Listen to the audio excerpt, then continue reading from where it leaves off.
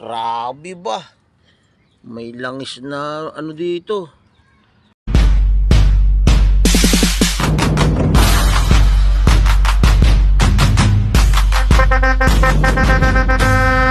Ako nga pala si Kuya Dudes, tago nila sa akin ganggang. Chinek up ko na naman pala yung unit ko mga kaganggang. Tumatagas sa may hose sa may papunta sa may radiator. Kung titignan mo, malit lang na bagay yan dahil pumapatak lang yung mga konting tubig. Pero pag nirevolusyon mo yan mga kaganggang, sobrang sirit yung tubig niyan. Kapag hindi mo nga pala na-check ng maayos yan mga kaganggang, ay talagang overheat nga pala nga abutin mo dyan mga kaganggang. Talagang kailangan talagang gawin yan. Pabayan na nga pala yung makina ko kaganggang pero napakatibay pa rin niya. Tatalasikan na nga pala yung mga langis niya mga kaganggang, dumadaan dito sa may stick. Kapag umaandar nga mga kaganggang tapos inangat mo yung stick, may lumalabas din siya ng mga konting langis kaya nagkakalat siya, tapos may lumalabas din ng mga usok. Doon mo malalaman na talagang babae na talaga yung makina mo mga kaganggang. Hindi ko lang alam sa ibang mga mekaniko o driver kung ganoon din ba yung pagkakaalam nila. Comment nyo na lang guys kung kung babae na ba talaga makina pagka ganyan, kasi ako pakiramdam ko lang naman yung mga kaganggang. Hindi pa naman siya totally kumakain ng langis, kaya lang naman sa kumakain ng langis kasi may tumatagas dito sa may ilalim, dumadaan dito sa may crankcase, tapos dito sa may ATF doon na rin dumadaan yung langis. Pero pagdating sa takbuhan mga kaganggang ay talagang iiwanan ka pa nito dahil hataw to si YT ganggang. Kaya dapat bago ka umalis talaga check-upin mo talaga yung unit mo, kasi hindi mo nalaman kung basta sakay ka lang, di mo na alam natagasan ka na pala mga kaganggang. Hindi siya nagmamagaling ako mga kaganggang ha. Yun lang kasi natutunan ko simula nung bago ako matuto magmaneho ng truck. Kasama na kasi sa buhay pag magmamaneho ka, check-upin mo yung unit mo. Parang tayo rin yan mga kaganggang, bago kumain, di ba, maghugas tayo ng kamay bago tayo kumain. Ganoon din mga sasakyan, check-upin muna natin yung mga sasakyan natin bago tayo manakbo mga kaganggang.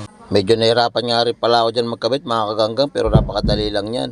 Pagkakabit mo kasi at nahigpitan mo na siya, kapag pinaandar mo wala lang siyang tumutulo, pero pag nirevolusyon mo na yung makina mo talagang lumalabas talaga yung lakas, yung pressure ng hangin papunta sa labas, kaya tumatagas pa rin yung tubig niya mga kaganggang. Kaya ginamitan ko na siya ng mahiwagang technique, ang Sealastic mga kaganggang. Di solve ang problema. Pansin ko nga pala itong lagusan ng air cleaner ko mga kaganggang, binuksan ko na ito nung nakarang linggo, pero ngayon binuksan ko ulit kasi may alikabok ngayon. Kapag sobrang tag-init mga kaganggang, talagang malakas humigop yung filter ng dumi, kaya ito titignan ko kung marami siya dumi sa loob. Napakalaking bagay rin pala na ito mga kaganggang, pag nilinis nyo ito pag binuksan nyo ito, dito nyo makikita yung dumi. Ayan, nakita ko na nga talaga mga kaganggang, napakadumi niya talaga.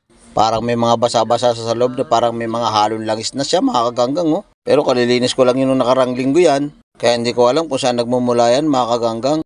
Tignan nyo, pag tinanggal ko yung dumi niya sa loob, napakakapal ng putik niya, sigurado galing yun dun sa may air cleaner. Parang sa tao mga kaganggang, yan yung pinakailong niya, tapos napuno siya ng marami siyang kulangot sa kasipon. Parang ganyan yun.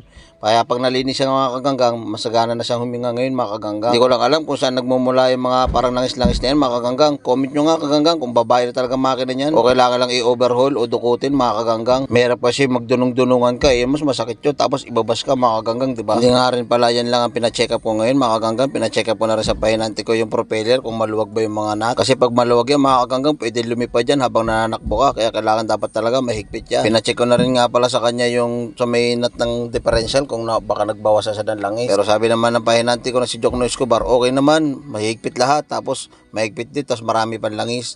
Kaya kailangan talaga pagdating ng araw ng linggo, check up talaga lahat para pagbiyahe ng Lunes talagang sureball mga kaganggang. Hindi ko nga pala yan nagrasahan kasi nagrasahan ko na yung nakarang linggo, at saka hindi naman kasi ako pumunta sa garahe. Dito lang ako sa may garahe namin sa may tambak. Maraming salamat nga pala sa lahat ng mga sumusuporta sa akin mga kaganggang. Shoutout nga pala kay October 30 sa Batangas. Shoutout rin sa iyo Jansky Bungabong sa Bohol. Maraming salamat mga kaganggang.